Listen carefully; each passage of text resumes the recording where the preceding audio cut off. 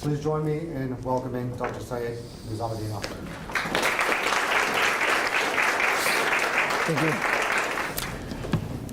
Our topic today is an exceedingly difficult one, namely being and nothingness, between Orient and Occident, or between Occident and Orient. I don't remember how it was actually appeared on the poster. So, where do we begin?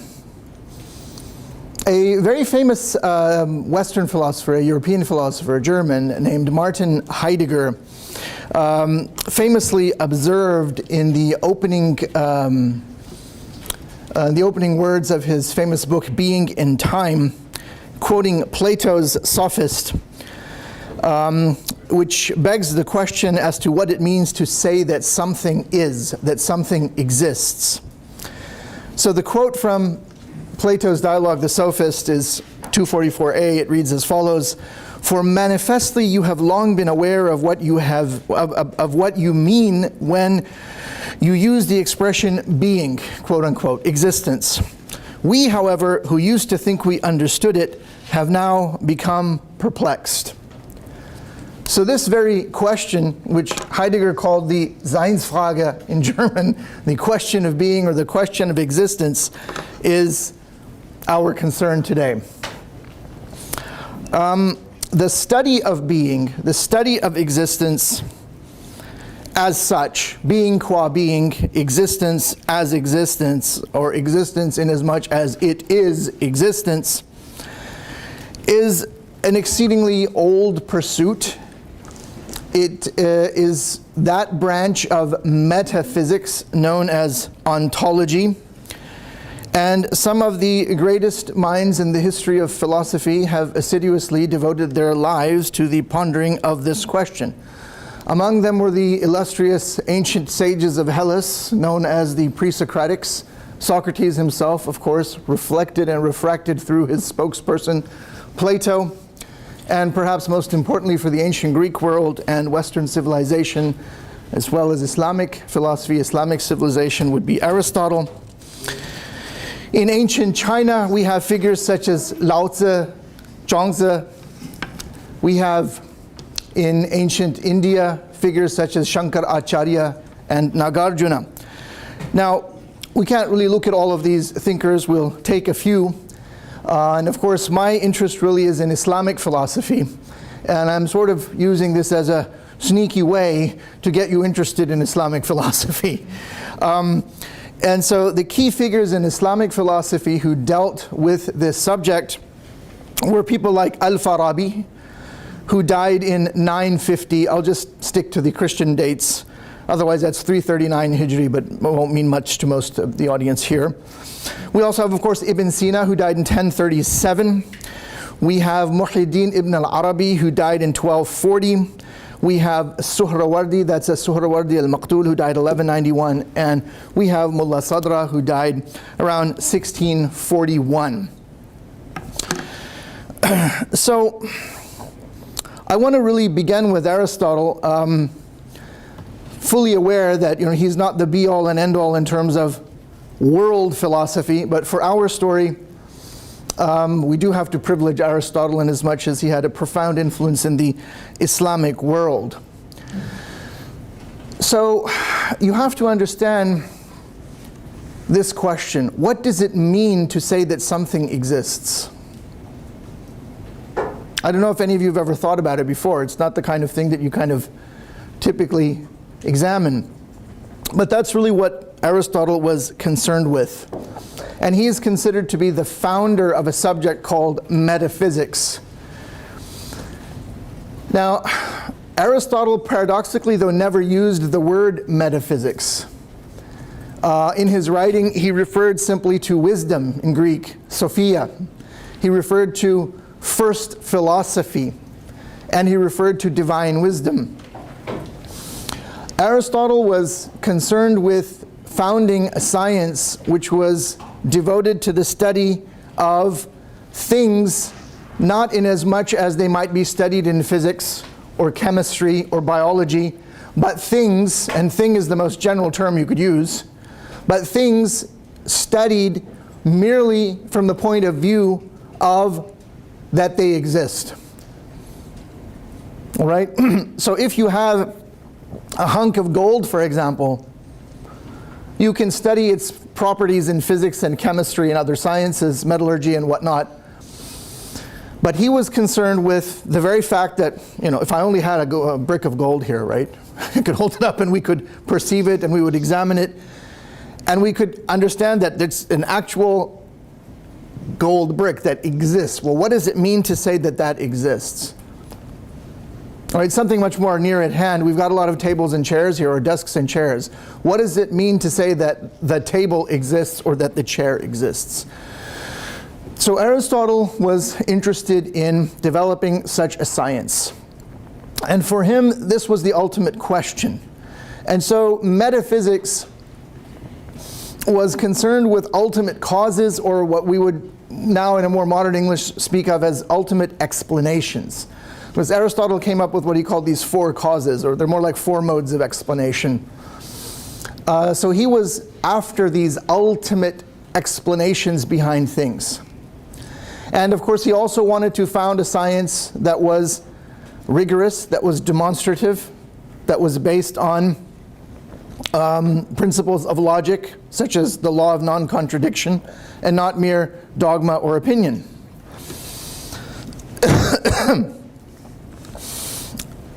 So what ultimately happened with Aristotle was that he embarked, as it were, on a search for the most fundamental sort of being, what we might call primary being. So this led to him ultimately to found a science of existing things. So again, if you think of a chair or a table and you say, well, the table exists, the chair exists. What really distinguishes the chair from the table and the table from the chair or from any other objects? What distinguishes some distinct object A from another distinct object B?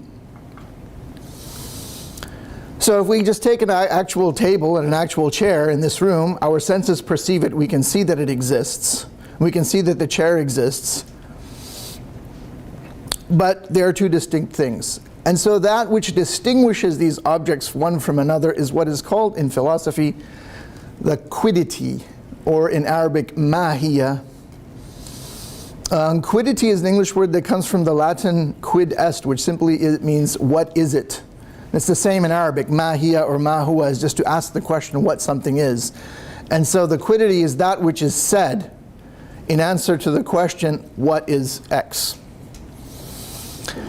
And so the quiddity of a table is all of the qualities that make it a table, and the quiddity of the chair is all the qualities that make it the chair, and they allow us to distinguish between them. But take the chair, for instance. The chair, especially nowadays, I mean, it's rare that a carpenter would actually build you a chair. There's an engineer somewhere, he has some sort of a design, and then they design it and they come up with further designs and processes, and you make a factory and you go to IKEA and you bring home a box, and then you have to go through these instructions that have no words to figure out how to, if you've ever shopped at IKEA. So at some point that chair did not exist. And so we can distinguish between the quiddity of the chair and the existence of the chair. So it's that existence that Aristotle really wants to get to. So the chair exists, the table exists. If we look out in the universe, in the cosmos, there's birds, bees, flowers, trees, boats, cars, giraffes, kangaroos, there's all sorts of things. But Aristotle ultimately wanted to get to being qua being as such. However, he didn't succeed in my view, and that's one reason we opened with Heidegger, although I'm not here to talk about Heidegger. He also thought that Western philosophy took a wrong turn way back then and never really got to the heart of being, and he presented his own understanding of things, and we're not going to talk about today, but it was a worthwhile pursuit. In the Islamic world also, when Aristotle was translated into Arabic, Muslims took a similar approach that, what is this whole question of being? So why do I think that Aristotle didn't succeed? Well, Aristotle, if you read his book, The Metaphysics, And it's funny that it got this title because he never uses that word. And it's just like a series of various discourses that he's written. And the way that it got the name Metaphysics is really due to more than likely librarians or editors. There's two versions of the story. Because Aristotle was an extremely prolific individual. The Muslims called him al-Muallim al-Awwal, the first teacher, the prince of those who know. And he authored a huge number of works on all sorts of topics, from biology to physics to logic. And so they didn't know what to do with these weird little writings he had about being and existence. And so either the editor, when they were editing like a collected form of his works, they put them after his writings on physics, metaphysics, that which comes after the treatises on physics. Other story is that when they were filing his books away in the Library of Alexandria, and mind you, in those days books weren't in this form. It wasn't in the form of a bound book, a codex. They were scrolls. So let's put these scrolls here, let's put these scrolls here, we'll put the physics scrolls here. What do we do with these? We'll put them after the physics. So it's almost like a card catalog number or something, and a word which he never used, but it was very apt in some ways, because when it's translated into Arabic, it becomes ma wara' al-tabi'a, or ma ba'd al-tabi'a. And even in English, it's that which is beyond sort of, just mere physical sort of entities, and we're going to some sort of higher sort of philosophical understanding of things. So with Aristotle, what happened when he wrote the Metaphysics, and he talks about going after the ultimate causes of things and finding what is primary being, he ends up looking at different instances of existing things. And he comes up with a notion which sometimes in the English translations is translated as being or existence, and other times is translated as substance, and that's the Greek word ousia. And so he ended up saying that, well, the most fundamentally existing things were living things, which he called primary substance. And then he was interested in going after the highest genus of primary substance, which is God. And so metaphysics becomes this sort of demonstrative science which is interested in the ultimate explanations for things, and is also the divine science, or what he actually calls in Greek theology, the study of God. Because God then is seen as primary substance, the highest genus of substance. So oddly enough, God isn't really seen as pure being. This was something that comes later with the Muslim understanding of things. So by the time the Muslims end up reading these sorts of texts, and mind you, Aristotle is not easy to read, and the Metaphysics is probably one of his least readable works. So the great Muslim philosopher Ibn Sina claims in his autobiographical statement, which he dictated to his student Bahman, that he read the Arabic version of the Metaphysics. It's not clear exactly which one it was. There was maybe one or two different translations, and in Arabic some of the books didn't get translated, but these are fine details. He claims he read it 40 times, and he despaired of being able to understand the book. And then one day he was out in the marketplace, and he found some sort of a commentary or explanation or summary of the whole book by Al-Farabi. And he bought that, and then the doors were opened for him. What book he exactly read is hard to say. The treatises and works of Al-Farabi do survive in various forms, and there is some sort of a commentary that survives on the Metaphysics, but it's very small. And was that the one he read? I don't know. But he read something by Al-Farabi, and then sort of the doors opened for him. And Ibn Sina, produced a number of important works in philosophy. And so when you talk about Islamic philosophy, he's really an inflection point. He's a turning point in the history of Islamic philosophy. So now if we approach the question as the Muslims did, they really exploited this distinction between quiddity and existence. Aristotle noticed this distinction, but he doesn't really take it the way the Muslims did, or go with it where the Muslims went with it. And so again, if we look at a proposition, a logical proposition, any logical proposition, you have a subject and a predicate. S is P. The table is brown. So you have a logical subject and a logical predicate, and you have this little word is. And in many languages you have an is, what's called the copula or the copulative verb, the to be verb. Other languages don't have it, but it's understood. So if you look at that proposition, the chair or the table is brown, what does it mean? Really, what is it asserting? Well, it's simply saying that you have some sort of quality. In this case, it's color. And it's predicating that color to the chair. But the Muslims analyze this in much more detail. So if you again think about the notion of quiddity and existence, again, let's go back to our table. If I just say the table exists, right? I can perceive a table in front of me. I recognize that it exists. And then through further mental reflection, I can conceive at the same time then of its quiddity and its existence. You know, I can imagine the scenario when it didn't exist. And then similarly, I can imagine something, some concept in my mind, and I can go and implement that concept. I could design something in my head. It could even be something very simple, just be like, I'm going to make myself a cup of coffee. And you get up and you make the coffee. And before, the cup of coffee didn't exist, right? So you can conceive of existence and quiddity. But that is something which happens only on the level of the mind. If we take one of these tables here, like this table, and say, aha, here's this table, well, where is its quiddity and where is its existence? I can take this table and I can completely disassemble it into its legs and its different constituent parts, and when I'm done, I'll have a whole bunch of other existing entities, or mawjudat in Arabic, but I won't, and each one will have its own quiddity. Quiddity of the leg, the quiddity of the tabletop, the quiddity of the veneer, all of that. But I won't have come to its existence. There's no way, I mean, even if you take like a piece of fruit, like an apple, there's no way you can like slice it with the world's sharpest samurai sword, so you can just or lightsaber or whatever, if you're a Jedi Knight.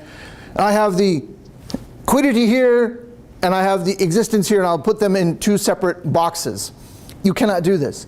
That only happens on the level of mental analysis. This is the realm of mafahim, or concepts or notions in Islamic philosophy. So similarly, we have the notion of the table. So I see this table, and then you can remove this table, you can destroy it completely, but I'll still have a mental notion of the table which I saw when I went to FIU on such and such day. Right? So you can have a concept of a thing, and the concept has an external referent. So in the level of mafahim, or the level of concepts, that's one level, and then the table in the external world, in concreto, so to speak, is a separate thing. That's called haqiqah in Arabic. So there's, excuse me. And so we can talk about we can talk about existence in the same way. We can speak of wujud, or existence, in Arabic it would be wujud, in the same way. We can speak of the existence as a concept and existence as an actual reality. So the debate ultimately ended up in the Islamic world was as follows. Is existence a merely notional thing, or does it have a true referent in the external world? So if you analyze things on a logical level only, in terms of existence as a logical predicate, the table exists, the dog exists, then we would say that existence is purely notional.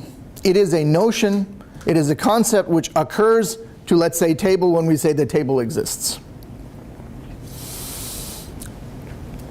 However, what about the actual situation, existence itself? And this is where things get very interesting in Islamic philosophy.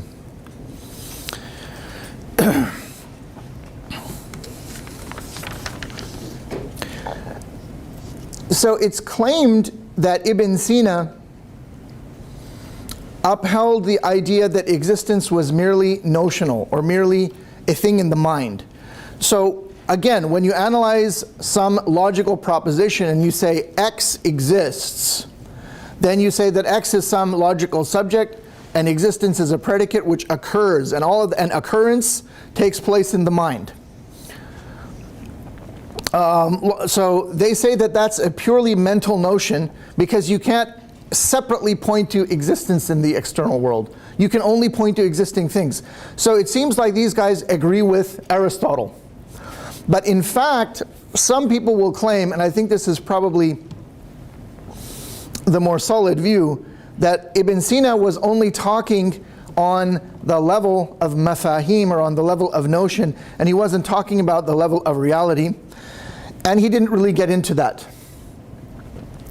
So other philosophers also in Islamic history upheld quite literally this idea that being or existence was a merely notional thing which occurs to existing things, and that's the figure which I mentioned earlier, a guy named Suhrawardi. So it's not until much later, until in fact Mullah Sadra, who's really, we would have to consider his work to be the high watermark of metaphysical thinking in Islam, who comes up with a completely different and sort of radical thesis. But here he is putting very much in philosophical terms the insight of a Sufi thinker. Oftentimes Sufis are referred to as mystics. I have some reservations about this term, but I don't want to get into that, so I'll just, for the purposes of this discussion, say that he was a Sufi mystic. So the Sufis have this idea of a practicing of a rigorous asceticism or ascesis in the form of additional prayers and meditations and visualizations and so forth, and the incessant repetition of the name of God, whereby they ultimately come to some profound insight into the very nature of things, a kind of pristine cognition of the instantaneous disposition of the real with a capital R at every instant. And Muhyiddin ibn al-Arabi was the figure who preceded Mullah Sadra, and he didn't write as a philosopher or write in a philosophical way. That is to say, he didn't write in a very sort of systematic, he didn't present his ideas in a systematic fashion. In fact, he wrote under a sort of outpouring of the kind of effusion of truths which was coursing through him, as it were. And his Arabic is very eloquent also, but also very difficult, but at the same time it has a profound sort of attraction if you are well versed in the Arabic language. And so Mullah Sadra also was involved in these kind of, shall we say, this profound ascesis, or if you prefer mystical exercises, as well as pursuing the more didactic approach of philosophy. And he then completely breaks with this, all these ideas that came before, and says in the external world it is truly only being which is real. It is only existence which truly is the real. And this thesis was called Asalatul Wujud, or the fundamental reality of existence in the external world, as opposed to the fundamental reality of quiddity in the external world. So he says that when we say that the table exists, or if I say this is a table, or if I have a far more elegant example, if I had a rose, and if I were holding a rose, and rose is very nice, in Islamic, especially Persian culture and Persian poetry and all this, but if I had like a magnificent rose and I was holding it here, then I would say this is a rose. And so we'd say, well, you say you have rose, or this is a rose, as simply rose exists. The rose exists. Exists is a predicate which is occurring to the rose. Mullah Sadr says, no, this is completely wrong. It's not quiddity of rose that happens to exist. It's completely the other way around. It's pure existence, pure or sheer being, existentiating itself as a rose at that point. And so quiddities are actually modifications of being. And the ultimate being is God. God is pure being or sheer existence. So this was the insight of Mullah Sadra, and he put forth a number of sort of rational proofs for this and argued for his ideas very extensively. He had many contributions in other areas, and as people in that age often did, great figures of his level, they wrote profusely. And He wrote a number of works, and his most detailed presentation of all of this is in a book called The Book of the Four Journeys, which is in 9 volumes. It runs to around 4,500 pages. It really needs to be translated into English. And he has shorter presentations of that as well. So just the doctrine of the fundamental reality of existence in the external world, he also has a summary of that in about 100 pages. And there the writing is much more polished. In the Asfar, or the Book of the Four Journeys, it's clear that he did not get to go back over and edit the book and produce like a final polished version. And this is the days of the manuscript, the handwritten book. They didn't have copy editors. You know, there wasn't some guy sitting in the equivalent of someone at Oxford University Press, an army of people who were going to go over it afterwards, 10 times. And so some of the portions of the Asfar are a bit unpolished in that regard, but then that's supplemented by his shorter works on all sorts of other topics. So this is a really important kind of development in the history of Islam. And there was a very accomplished scholar of Islamic philosophy who died in the 20th century, late 20th century. I think in the late 90s he died. And his name was Toshihiko Izutsu. He was Japanese. He was a very profound scholar of Islamic studies. Now, he very much was impressed with the thought of Mullah Sadra, figures like Mullah Sadra and Ibn al-Arabi and others. And Ibn al-Arabi, in his formulation of this doctrine, he spoke of the oneness of being. Mullah Sadr, of course, is talking about asalatul wujud, or the fundamental reality of existence or being in the external world. Muhyiddin al-Arabi spoke of wahdatul wujud, although he didn't exactly use this phrase. His followers who come after him employed this phrase very much, the oneness or the unicity of being. So Izutsu was very impressed with this idea, and Izutsu was an extremely accomplished man. He started out studying linguistics, and by the time he was about 26, he was teaching Russian literature in Japan. He knew 34 languages. That's not a joke. I mean, that's not even an exaggeration. I have been to Japan several times, and I've asked people there. So like, the go-to grammar for Sanskrit in Japanese is by Izutsu. The go-to textbook to learn Urdu, yes, Urdu, is by Izutsu. The translation of the Quran into Japanese in 3 volumes, the first genuine one, there was an earlier one which wasn't, I think it was probably done through another language, is by Izutsu as well. So, when we say he knew all these languages, he really knew them. And he wrote some profound studies comparing the thought of Ibn al-Arabi with that of the Chinese thinker Lao Tzu of the Tao Te Ching.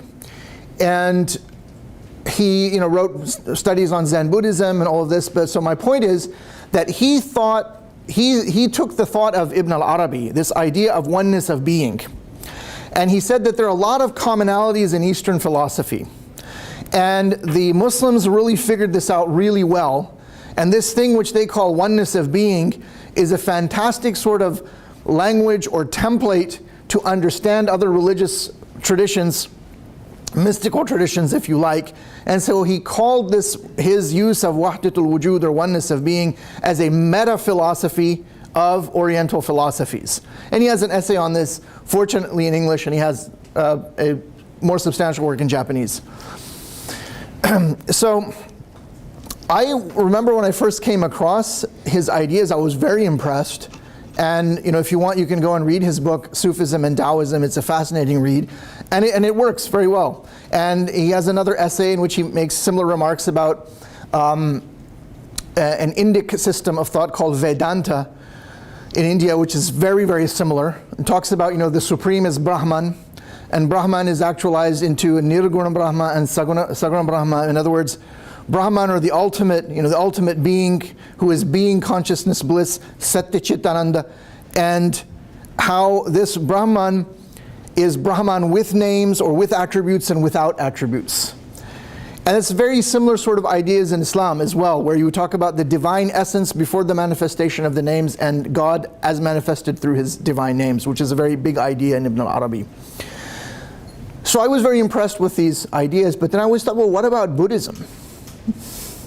And I'm going to just conclude with a few thoughts on Buddhism as a kind of way to end this and just open it up for discussion.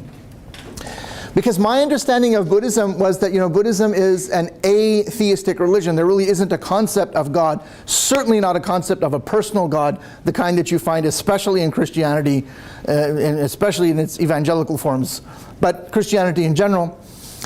And in Islam you find some notions of that as well, but there's quite a spectrum in Islam as well. So I always wondered about this because, the fundamental realization of the Buddha is that usually they translated that, that human existence is characterized or marked by suffering. Although I don't think that's a good translation of dukh, dukkha in Pali. But they usually translate that as suffering. I really think a better rendering would be, it really is referring to sort of like mental agitation.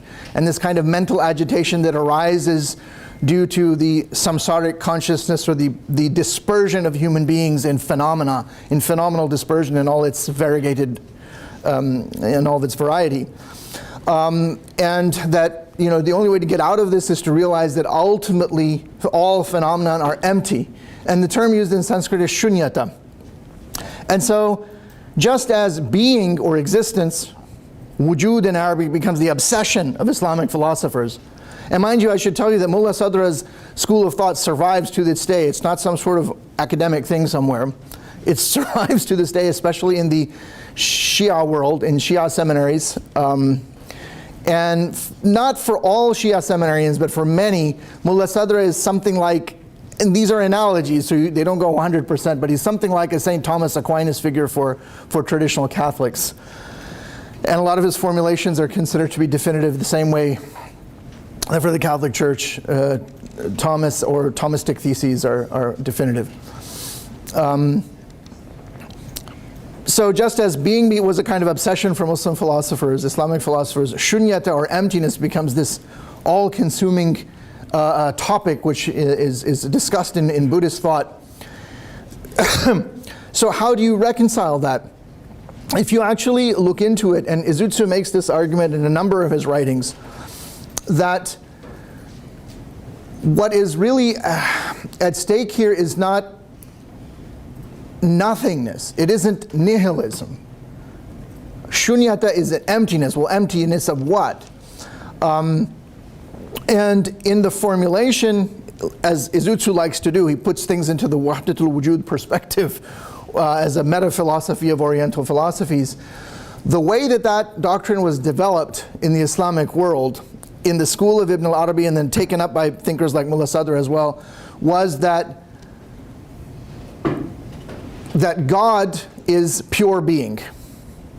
God is pure being, and God also has a kind of existence before existence, in the sense that the divine essence is utterly beyond names and attributes. Names and attributes are manifested later, so to speak, and later we don't really use in a temporal sense. It's not a tense. The divine essence is logically prior. And so, in the metaphysical language of the school of Ibn al-Arabi, you have wujud, or being, which is utterly non-conditioned being, which in Arabic is called al-wujud la bishart.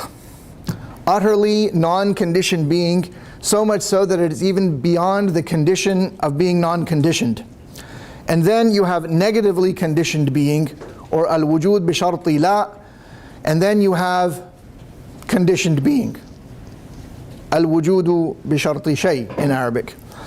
And so Izutsu says that when the Buddhists speak of shunyata, they are talking about this non-conditioned dimension. And I always thought that was a very interesting interpretation. He says some other things which I would just like to share with you by way of wrapping this up. In a work which he wrote entitled Toward a Philosophy of Zen Buddhism, he makes this observation. We may do well to recall at this point that Buddhism in general stands philosophically on the concept of, and here he uses a very fancy Sanskrit word, pratitya samutpad, in Japanese engi, i.e. the idea that everything comes into being and exists as what it is by virtue of the infinite number of relations it bears to other things, each one of these other things owing again its seemingly self-subsistent existence to other things. Buddhism in this respect is ontologically a system based upon the category of relatio or relation, in contrast to, say, the Platonic Aristotelian system, which is based on the category of substantia. That's a very deep remark. To explain it a little bit further, Aristotle, when he was putting forward his metaphysics and also in other works on logic which overlap, he divides everything into either substances or accidents. A substance is not like a controlled substance that you can go to prison for if you have too much of or something. No. Substance is that which stands alone, as it were, and an accident is that which inheres in the substance. So to put this in the most simple terms, remember our example, the table is brown.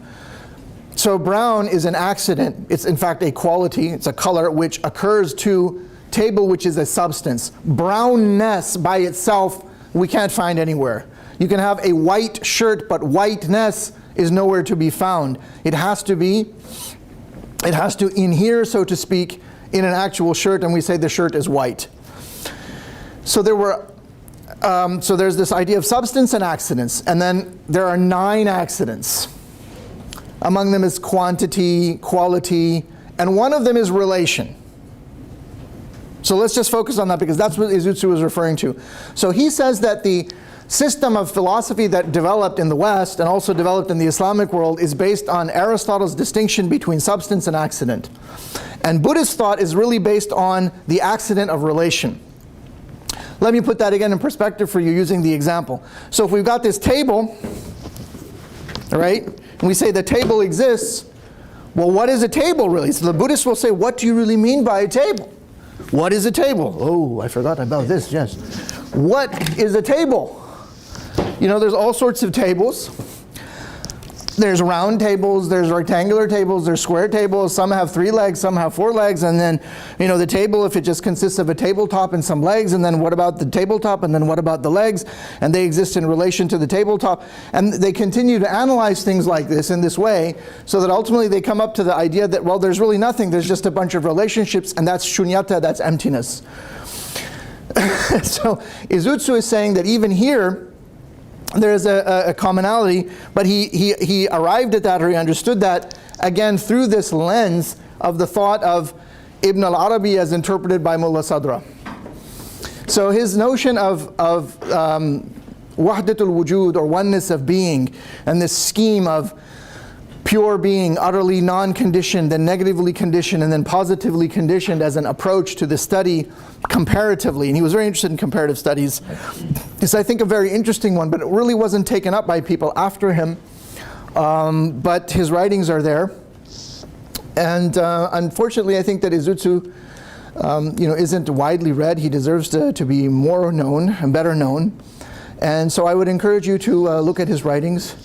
So this is really all I really wanted to present on a very, very simple level. And I'm happy to, obviously, I mean, we could talk about this in much more detail and at a much higher level, but, you know, for an audience of this kind, undergraduates and so forth, this is, I think, sufficient up to this point, and I'm very happy to open it up for questions and answers, and thank you.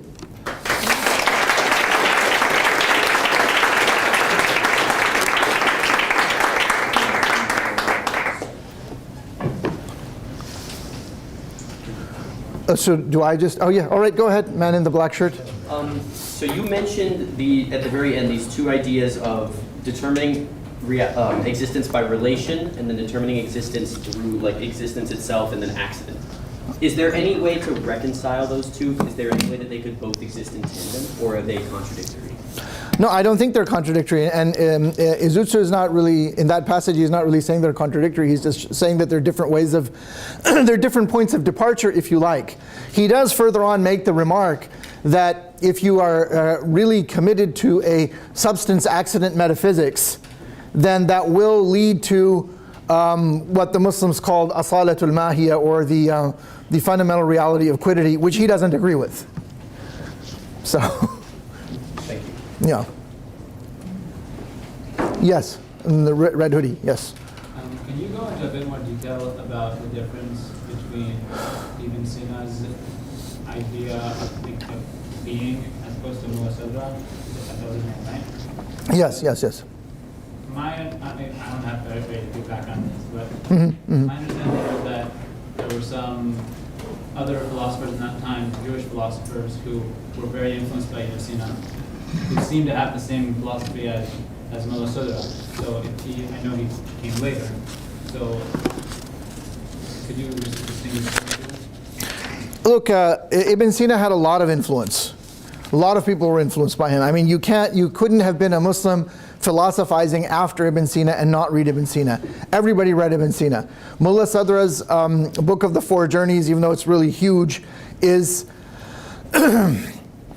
patterned on another very large work, which was by Ibn Sina, called the Kitab al-Shifa. And basically, the book, which means the book of the healing or the cure. And it's a kind of oblique reference to a verse in the Quran that says that the Quran is a healing for the hearts. A lot of people confuse that. They think it's a book on medicine. And they're not, maybe shouldn't be blamed too much for that, because Ibn Sina was also an accomplished physician. And he has a really huge book on medicine, but that was known as the canon of medicine. I don't know, the Jewish philosopher you're thinking of is probably Maimonides. But there were others. There was Abu al-Barakat al-Baghdadi. And Abu al-Barakat's dates are messy. I wrote this down somewhere. Abu al-Barakat al-Baghdadi.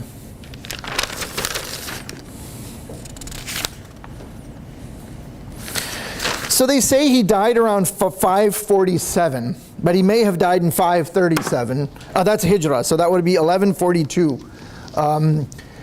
He was a Jewish philosopher from Baghdad. He did become a Muslim. Whether he genuinely became one or for other reasons is debated to this day. But he was also heavily influenced by Ibn Sina. He wrote a book called the Kitab al-Mu'tabar. But in terms of being, Ibn Sina, Abu al-Barakat, I don't know about Maimonides, I don't work on him. They are in agreement. But what is different with Mullah Sadra is that Mullah Sadra really comes out and makes this distinction between the mere mental notion of being and the reality of being.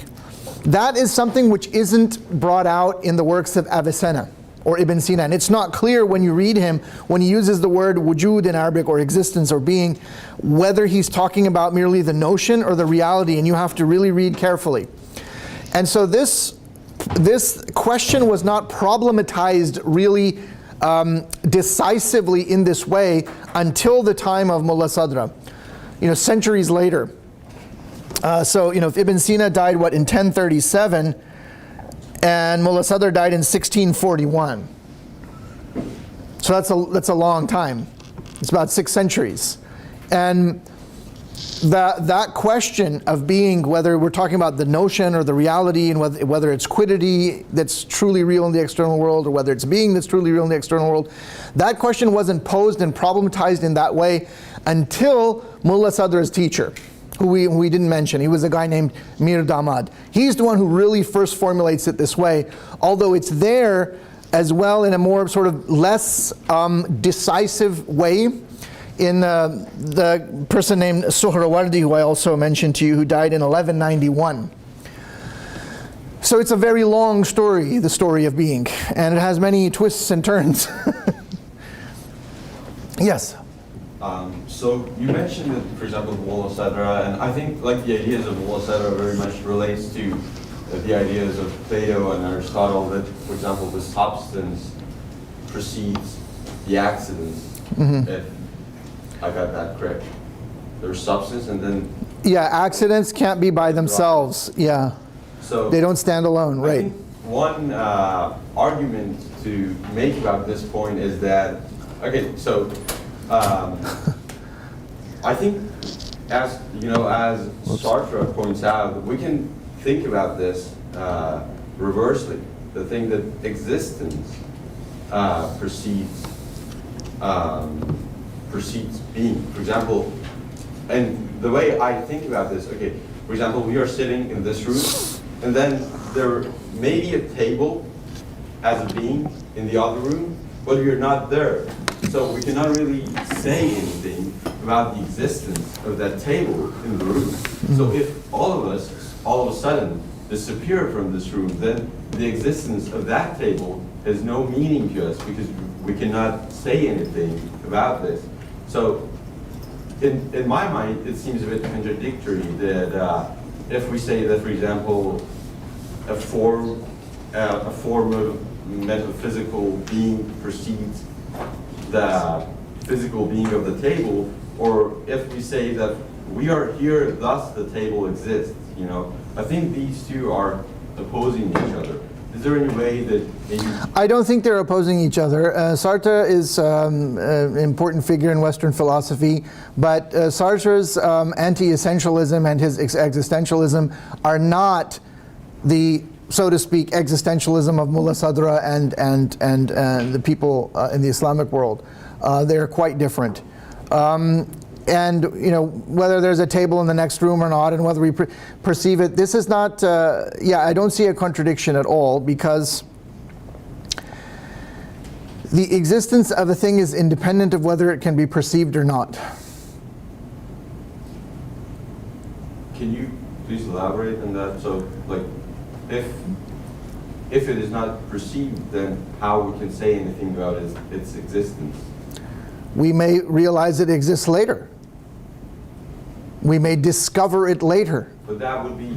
The planet Uranus existed for quite some time until I don't know exactly who saw it in his telescope, and then, lo and behold, there it is.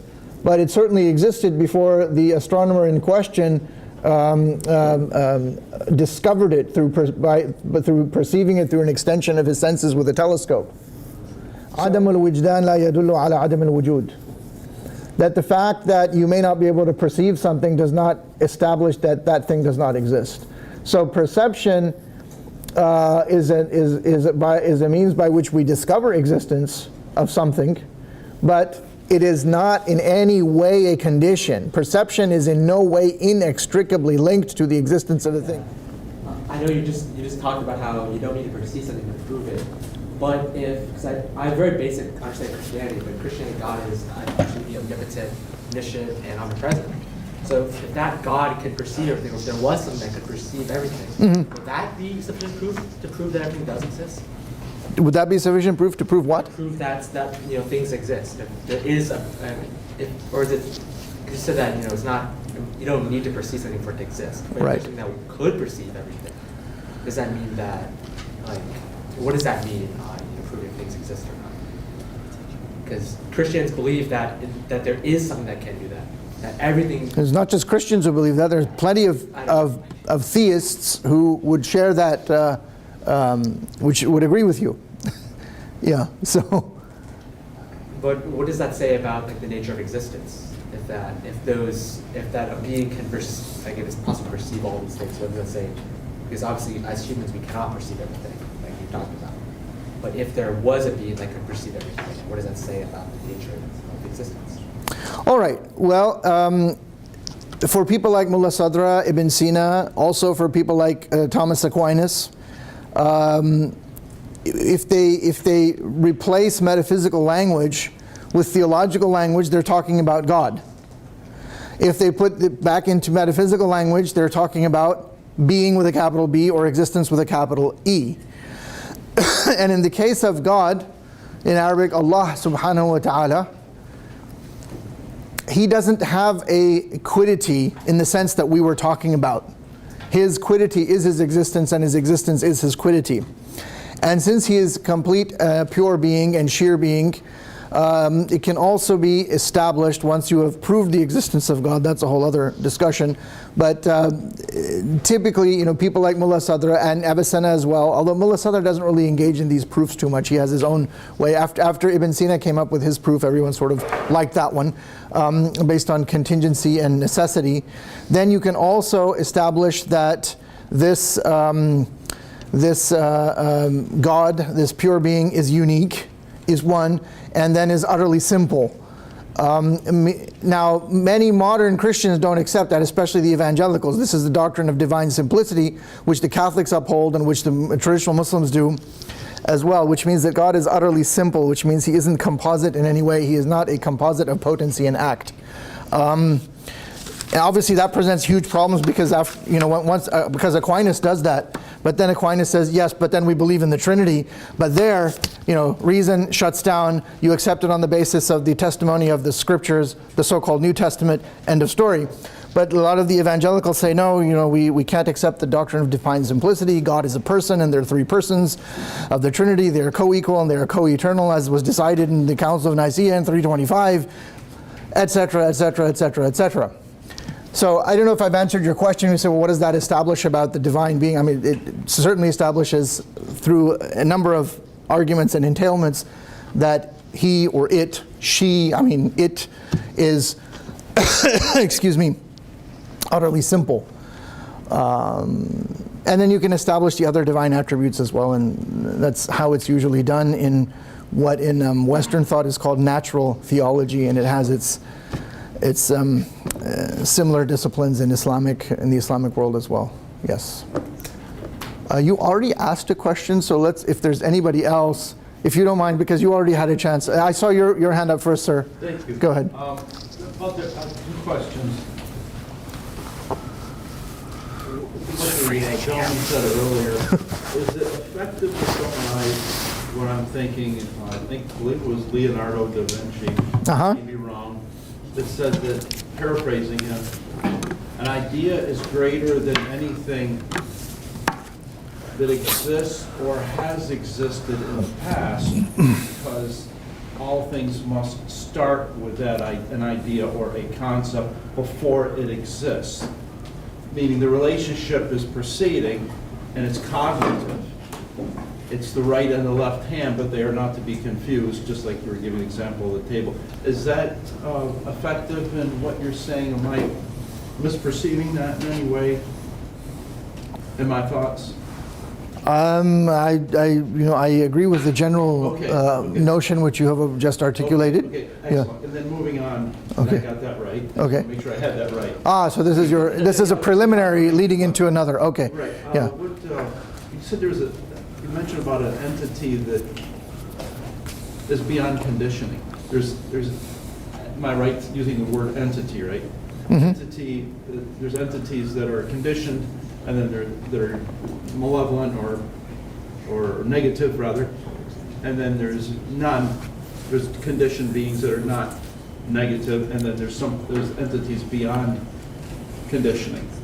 What was the source of that again, and how can something be beyond conditioning if it's within? It would have to possess multiple dimensions, right? Yes, here, sir, you have misunderstood what I was saying. Right. I was talking about pure being, not entities in the plural. Okay, but being as existence. Existence as such with a capital E. Okay. And that existence as such can be utterly non-conditioned. And then we can speak of being as negatively conditioned, which here can... I had no intention of, and I'm sorry you misunderstood, of indicating a malefic or malevolent character to this. Negative simply means, and in the sense of negation here, right, being that if you want to use theological language, we can say what God is not. A kind of negative theology, a kind of apophasis. That's what I was referring to. You were probably referring then to the Buddhism as far as existence. That is one category in which you could maybe understand the Buddhist formulation of things. Yeah. Thank you for that. Yeah. So that's what was going on there. Thank you. Thank you so much. No problem. Yes, in the back here. I also wanted to comment on the comment of the gentleman on the question. I think when you're talking about perception, right, it's something you can perceive. If you don't perceive it, how do you know it exists and maybe it doesn't exist? Well, in South Asian philosophies, there is an idea of direct cognition and indirect cognition. Yeah. And the some types of direct cognition is what we hear, what we see with our eyes, something with senses. And it depends on the philosophy. Jainism is different, and some Hindu philosophies is different. But the idea of indirect cognition is that, for instance, inference. Wherever there is smoke, there is fire. So if we see the smoke, we can infer that there is fire.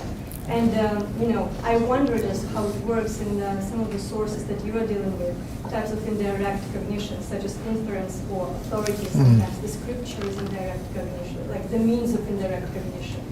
And those are also very reliable sources. They're supposed to be reliable means of acquiring knowledge. I wonder how it works in your sources. Yeah, so in the Islamic tradition, it may surprise some people, but there isn't anything called epistemology. Epistemology is a kind of later, a more modern sort of thing. And this was, these kind of questions were dealt with in traditional logic in the Islamic world.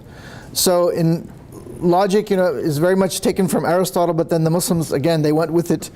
And so logic was really considered to be the study of the activity of the mind. And it was held that there were three fundamental acts of the mind. So simple apprehension or cognition, and then judgment, and then reasoning or argument. And so in simple apprehension, they would call that in Arabic a tasawwur. And then judgment is a tasdiq. It's really the logic of propositions. And then argument, they study the syllogism and so forth. So in its Aristotelian form, except they have four figures, not three. There's, that the fourth figure is implicit in Aristotle anyhow. So in the portion known as the tasawwur, they spend a lot of time examining what it means to perceive a thing, and also how that's expressed in words. So they study very closely the nature of language, especially in Arabic, and all sorts of, every sort of dimension you can imagine with Arabic, general and specific, what do they call them in English? Figurative and literal usage, metaphor, all of this kind of, there's a certain literary dimension as well. And that was also very deeply discussed, all of this, in the philosophy of Islamic law, because there you're analyzing the Quran, scripture, and statements of important people, the Prophet, and especially in Shi'ism, the Imams. And so, what does it mean for them to say what they seem to be saying? So all of that was discussed there. And then in terms of the kind of real deep insight into the nature of things, that is a different sort of language. They might have used the language of logic as well, but there are other terms as well. So they speak about kashf, which is unveiling, the lifting of the veil. They speak about mushahada. Mushahada is direct witnessing of the nature of things. It's like darshan, or it's also like, it is really ved. It's knowledge, but ved in the sense that it's something you see. And that's why, it's like, I use the term, the Hindu scripture is called the Ved, right? But it's that word means knowledge. Vidya in Sanskrit would be knowledge. And that word vidya is cognate to where we get the Latin. From Latin we get the English word video. It means to see. So it's the same kind of idea in Islam, is this direct visioning. Yeah. The term you're looking for, direct perception, direct witnessing, I think it's pratyāksha. More than... Yes, thank you. Yeah. So suffice it to say that there are plenty of analogs in the Islamic tradition to what you would find in Indic traditions of spirituality. Yeah. There was, yes, in the back. So if you understand the Islamic philosophy in three levels, as thesis, antithesis, and synthesis, the early Aristotelian, then the Ishraqi, and then at last Sajjad, what are the underlying conditions that gave rise to the antithesis and the synthesis? Like, was it can we say that it was a decline of the Mu'tazili thinking and going back to Mesopotamian, Vedaic, Zoroastrian, going back to those sources with the Ishraqis, and then the rise of the Shiite thinking that brought the antithesis and the synthesis?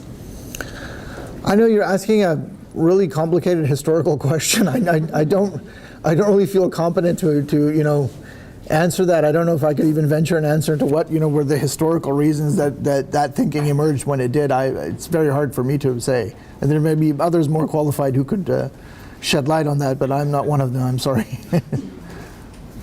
Yes. So as you mentioned, throughout the whole lecture, like, we know that the table is brown because we can see it with our eyes. We know that the radio waves are there because of, as you phrased it, a device that is an extension of the senses. We base our reality and our perception of what exists entirely on the human senses. Do you think there's any reason to believe that the human senses may not be 100% accurate to, like, the definitive reality? And if so, do you think we should try and find out that definitive reality to better understand what existence is, or if that's even possible? Well, I mean, for most mundane things, the five senses are pretty good. So I'm not sure what you're exactly asking about. I guess it was brought up in this class earlier that the reason we see this pen as black is because our eyes tell us it's black. Well, I have no reason to doubt that one, so. Yeah. Okay. Well, there's no reason to doubt it because I guess that's how the brain perceives it.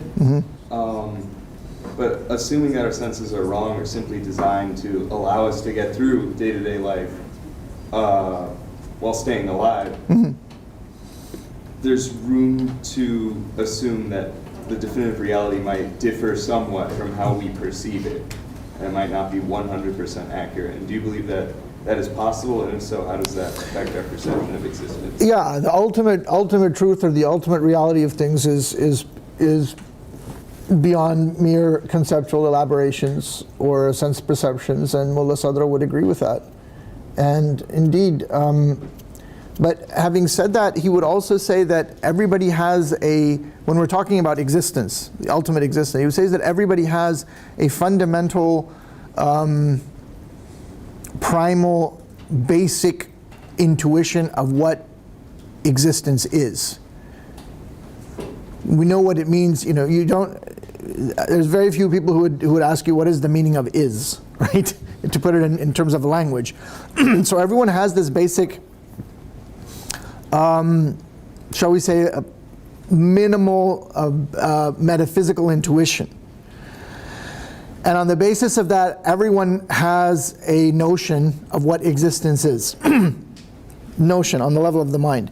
But its ultimate reality, Mullah Sadra would say, lies in the extremity of hiddenness, and again can only be arrived at through an unveiling, he says. And his position of asalatul wujud, or the fundamental reality of existence, as also happened with Ibn al-Arabi, was not the result of mere book learning or didactic approaches and mere conceptual elaborations, but was the fruit or the result of a very severe and profound regimen of ascesis, of asceticism, which he practiced. He was in seclusion. He was involved in, what you might call meditation, fasting, and focusing really on the ultimate truth. And he writes about that. We know this for sure because he says it in more than one place in his many writings, that it was a situation of a kind of unveiling, that God unveiled the truth of this matter to him. And then it was afterwards that he understood that it could also be demonstrated rigorously through apodictic proof or through demonstration of the gold standard of demonstration in Aristotelian logic. And then he said that also, in other words, his unveiling and what was established by demonstration was exactly what the Quran also had to say. So he talked about these three dimensions of Quran, and they all rhyme in Arabic. Quran, which is the Quran, right? And then Burhan, which is proof, demonstration. And then Irfan, which means gnosis. So, thank you. You're welcome. Yeah, go ahead. This idea of God or Allah being an exemplification of being as a whole, and like the whole universe is God. How does that relate, and what is perhaps the reciprocal nature of that with the Buddhist idea of being one substance, and an object takes up a portion of that substance for one time, and then it wears away and becomes something else. So what is the nature between? No, he did not have the idea that the universe was God. Did I misunderstand that? I think you did, yes. I never said that. What's his idea that was somewhat related to that? So, this is where it gets very interesting. This is often what happens, and this happened in the Islamic tradition as well. So people like Mullah Sadra, people like Muhyiddin ibn Arabi were often condemned by other Muslims, specifically because they were accused of saying that everything is God. And that's not really the claim that they are making. They're saying that if you really arrive at this mystical realization, then you will understand that there aren't individual entities. There's only Allah. You don't see the individual entities. But that's maybe it's a very fine nuance to say make that distinction. That he's not really saying that the whole universe is God. So that's the first thing. And then I'm not sure I understood what you said about Buddhism. And again, I'm not an expert on Buddhism, so would you like to repeat that part, and we can maybe try or. Yeah, in Buddhist thought, the universe is like one. I'm not sure substance is the right word for it, but yeah. lack of Buddhist language, I guess that's what I'll have to use. Is that like everything is made of the same thing, and different objects or states or anything that exists is an exemplification or an explication of that field in the aspect of what an object is. So just as a table could be composed of, the iron in the wood, or in the legs, the carbon in the wood, it all exists in the same. It all is the same substance, but it takes different forms in certain points in time.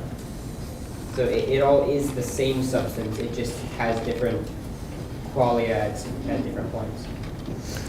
I'm sorry, I don't. Can I comment on that? Yes, I think that you're talking about, for instance, if you take wood. Wood is the substance, but out of wood we can make a chair, we can make a table, we can build a house. So it's the substance remains the same, but the qualities and the shapes, those can change and evolve. It's the same with metal or with gold, right? Like with earrings or pendant, it's different kind of jewelry, but it's the same substance. I think that's what you're referring to, right? I believe so, yes. Yeah. Okay, so with that clarification, then what's the question? It just, to me, what Molasada and what Buddhists believe seems very similar and very linked, that everything is the same thing, just used different ways in different points in time. Perhaps, because he's talking about being, so yeah, so it's very, very possible. You were saying earlier, oneness and commentary. What is your opinion in the placement of the Hermetica in that with the cross-cultural exchanges within the ancient world? Do you have an opinion on the theme of the Hermetica as far as oneness? Are you familiar with the text? You're referring to the Corpus Hermeticum, Yes. right? Yes, please. So the Corpus Hermeticum, I do not think that work ever made it into Arabic. All right. However, the figure of Hermes Thoth is identified in the Islamic tradition with Idris, who is a prophet mentioned in the Quran, who corresponds to if I'm not mistaken, the biblical Enoch. And so there was an idea that there was a kind of revelatory knowledge which was given to this antediluvian pre-flood figure known as Hermes. And the occult knowledge that he specifically was supposed to have had was the knowledge of astrology, alchemy, and things of this nature. And those are part of the occult sciences, and all of those were very big in the Islamic world. And in texts of that kind, the name of Hermes does come up from time to time, as does the name of others. There's actually a book on the Arabic Hermes tradition in English. I think that's the title, The Arabic Hermes. If you search on Amazon, you might find it. Yeah. What I read in my studies was that it influenced early Islamic thinkers who were later executed, and some of them were Sufis, early Sufis. And I was just wondering where the cultural exchange, where would you cut the fine line as far as the concept of oneness, the chicken come before the egg? Well, the concept of oneness is, that's Islam. If we talk about the divine unity, They could have been complementary, considering this. they were complementary, and especially with Plotinus. Not as much as Hermes, but Plotinus, and particularly the Aeneads of Plotinus, the last half of which were translated into Arabic and were very widely read and continue to be read, believe it or not, in that Arabic version to this day. So that explains the skepticism on the matter. Thank you. To some extent, yes. Thank you. Well, we're out of time, unfortunately, but join me in thanking Dr. Saiyad. Thank you.